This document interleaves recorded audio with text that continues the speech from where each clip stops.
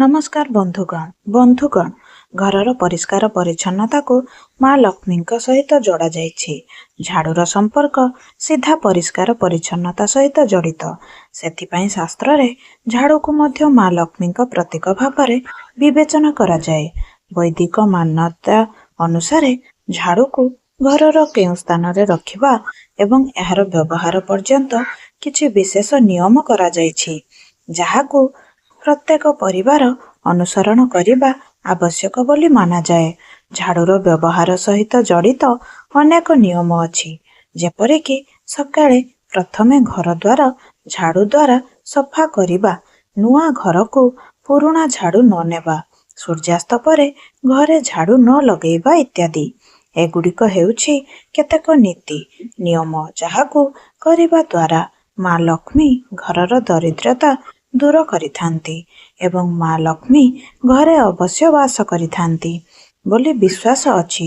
जदि वयस्क लोक माने आमको किछि कुहंती किंबा आमको आदेश दियंती तो ता पछरे किछि ना किछि अर्थ निश्चय थाए, किंतु एसबु जानिबा परे मध्य आमे सेमानंको कहिबा कथा को अणदेखा करि देई थाउ।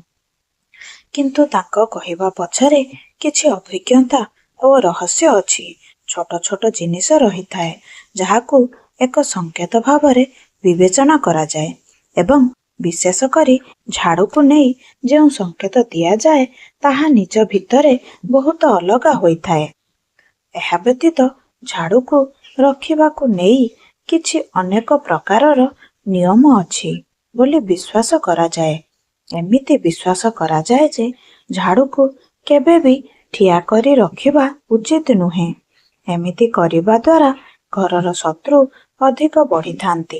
एहा व्यतीत एहा मध्य विश्वास करा जाए जे झाड़ू को केबे खोला स्थान रे रखा जिबा उचित नुहे, बरं एहाकू सेही घरर एमिति जागारे रखिबा उचित जेउठारे केही एहाकू देखि पारिबेनी। विशेष करी बाहरे आसुथिबा लोक किंबा अतिथिंक दृष्टि रे जेमिति झाड़ू केबे भी न आसे।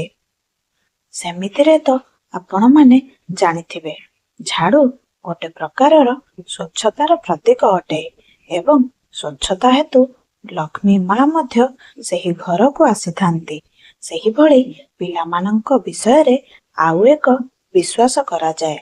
घरे प्रायतः देखा जाए जे छोट पिला माने हठात सेमानंकर खेलना छाड़ी झाड़ू उठाई ता सहित खेलिबा को लागंती किंबा बड़ लोक मानंकु अनुकरण करी सफा करिबा पई चेष्टा करिथांती एवं छोट पिला मानंकु मध्य भगवानंक रूप बोली माना जाइथाए।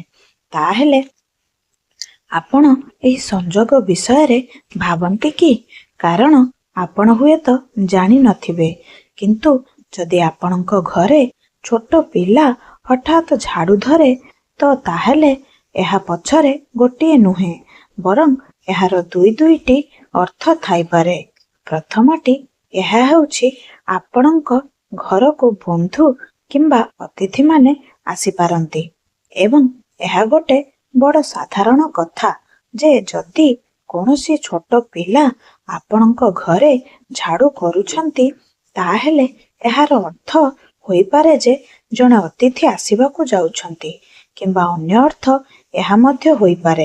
एहा संभव जे माँ लक्ष्मी आपणक घर को आसीबाकू जाउछंती, अर्थात आपणको बहुत परिमाण रे धन प्राप्ति हेबो।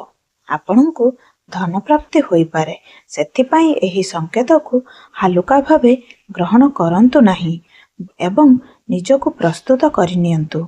एहीपरि अनेक छोट छोट संकेत मान अछि जहार शक्ति उपरे जଣା तो नाही, किंतु एहा अनुमान करा जाई पारे जे आपण एवं आमर भविष्यत रे कोन घटिबो एवं आमे याहाकु नै भल भाबरे प्रस्तुत होई पारिबा।